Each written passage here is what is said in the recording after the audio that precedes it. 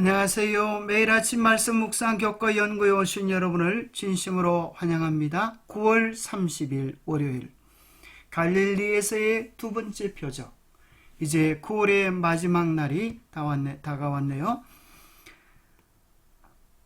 생각할 문제, 두 번째 표적은 무엇인가? 두 번째 표적은 우리에게 어떤 교훈을 주는가?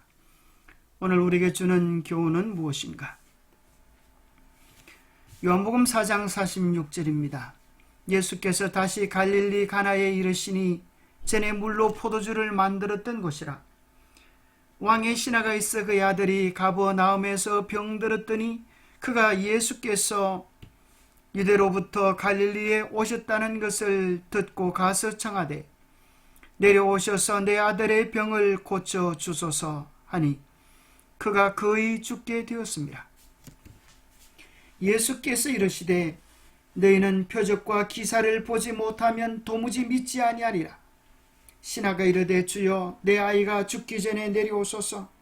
예수께서 이르시되 가라, 내 아들이 살아있다 하시니 그 사람이 예수께서 하신 말씀을 믿고 가더니 내려가는 길에서 그 종들이 오다가 만나서 아이가 살아있다 하거늘 그 낫기 시작한 때를 물은즉 어제 7시에 열기가 떨어졌나이다 하는지라. 그의 아버지가 예수께서 내 아들이 살아있다 말씀하신 그 때인 줄 알고 자기와 그 온 집안이 다 믿으니라. 이것은 예수께서 유대에서 갈릴리로 오신 후에 행하신 두 번째 표적이니라. 요한복음은 의도적으로 그리스도의 표적을 중심으로 해서 기록했습니다. 갈릴리 가나에서 있었던 첫 번째 표적, 또 갈릴리 지방으로 온 가버나움에서 달려온 왕의 신하의 이야기, 두 번째 표적의 내용이라고 구체적으로 기록해 주고 있습니다. 요한은 갈릴리에서 예수께서 행하신 두 번째 표적을 설명하면서 가나의 혼인잔치에서 행하신 첫 번째 표적을 다시 언급합니다. 요한은 예수님이 행하신 표적이 예수님이 누구신지를 말하고 있다고 증거하는 것처럼 보입니다. 그럼 다음 요한은 이것은 예수께서 유대에서 갈릴리로 오신 후에 행하신 두 번째 표적이라고 덧붙입니다. 언뜻 보면 왕의 신하의 간청에 대한 예수님의 대답이 가혹해 보일 수 있습니다. 하지만 이 관리는 아들의 치료를 예수님을 잇는 기준으로 삼고 있었습니다. 예수님은 그의 마음을 읽으시고 아들의 생명을 위협하는 병보다 더 심각한 영적 질병을 정확히 찾아내셨습니다. 마른 하늘에 번개가 치는 것처럼 갑자기 이 남자는 자신의 영적 결핍이 아들의 목숨을 앗아갈 수 있다고 하는 사실을 깨닫게 됩니다.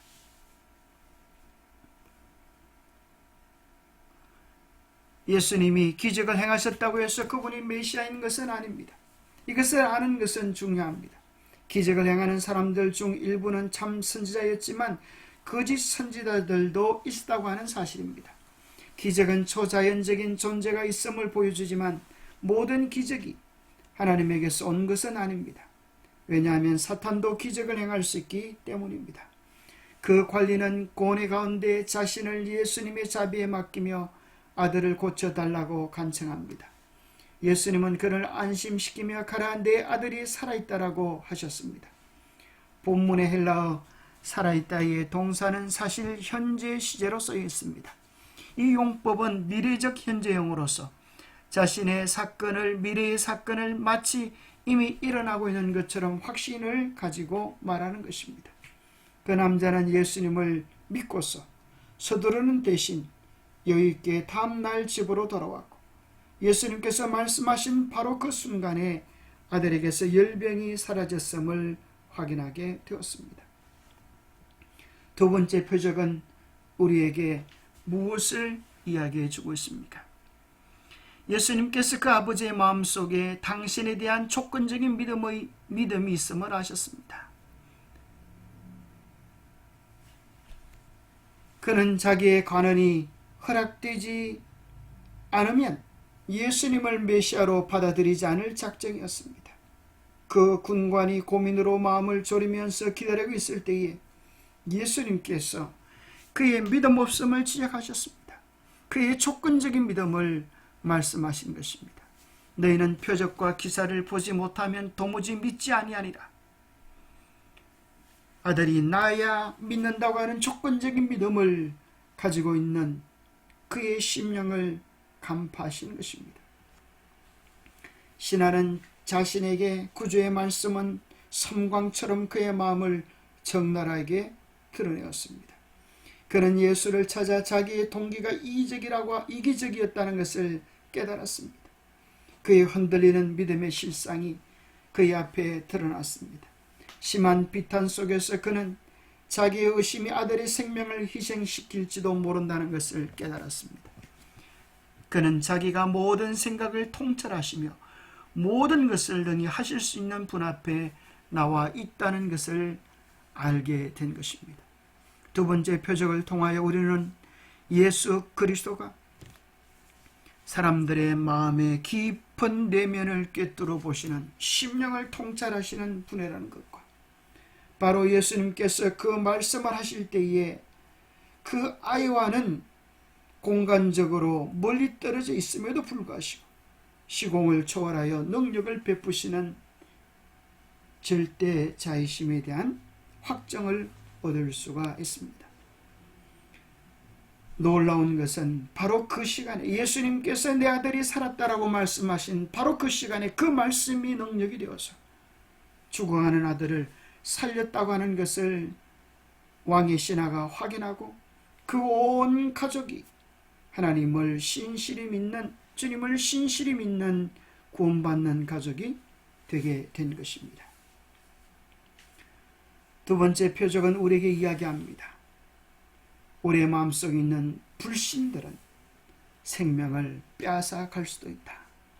그는 자기의 의심이 아들의 생명을 희생시킬지도 모른다는 것을 깨닫고 그는 괴로워하는 탄원으로 주여 내 아이가 죽기 전에 내려오소서라고 부르짖었다. 그는 야곱처럼 성리하였다.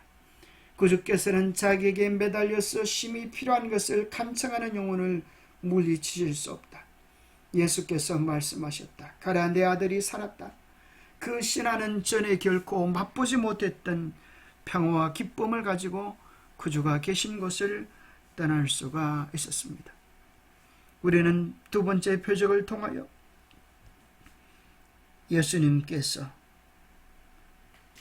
전적으로 당신을 신뢰하는 자들을 위하여 당신의 은혜를 나타내심을 깨닫게 됩니다. 기도하겠습니다. 하나님 아버지, 우리도 왕의 신하처럼 때로 우리의 기도가 조건적이고 그례적인 것처럼 여길 때가 많이 있음을 고백합니다. 우리로 하여금 정말 주님을 전적으로 신뢰하는, 말씀을 그대로 믿는 진실된 신앙을 가질 수 있도록 도와주옵소서. 우리의 믿음 없음이, 우리의 흔들림이, 우리의 조건적이고 표적과 기사를 구하는 우리의 부족한 믿음이 늘 우리 신앙을 방황케 하는 원인이 됨을 깨닫게 하시고 모든 만물을 창조하시며 주관하시며 인도하시며 우리의 마음의 깊은 의심까지 통찰하시는 주님 앞에 우리 자신을 전적으로 굴복시키게 도와주옵소서. 그래서 우리도 왕의 신하처럼 의심의 사람에서 견고한 확신의 사람으로 굳게 서게 하시고 우리의 삶을 흔드는 수많은 불안들을 주님께 내려놓고 확신과 기쁨과 감동 속에서 살아가게 하여 주옵소서. 그래야 우리의 주님을 믿는 신실한 신앙이 우리의 신앙을 세우고 우리의 사랑하는 자녀들을, 우리 주변의 성도들을 함께 살려가는 생명의 신앙이 되도록 축복하여 주시옵기를 우리 주 예수 그리스도 이름 모자하여 간절히 간구하옵나이다. 왕의 신하가 그 시간에 믿음을 잃어버렸더라면 어떻게 되어버렸을 것입니까? 그의 믿음 없음이 사랑하는 아들의 목숨을 잃게 할 수도 있었습니다. 우리의 믿음의 회복이 우리의 가정을 구원하고 우리의 주변의 사람들을 구원할 수 있을 것입니다. 오늘도 사람을 죽이는 믿음이 아니라 살리는 믿음의 주인공들이 되시기를 축복합니다. 감사합니다.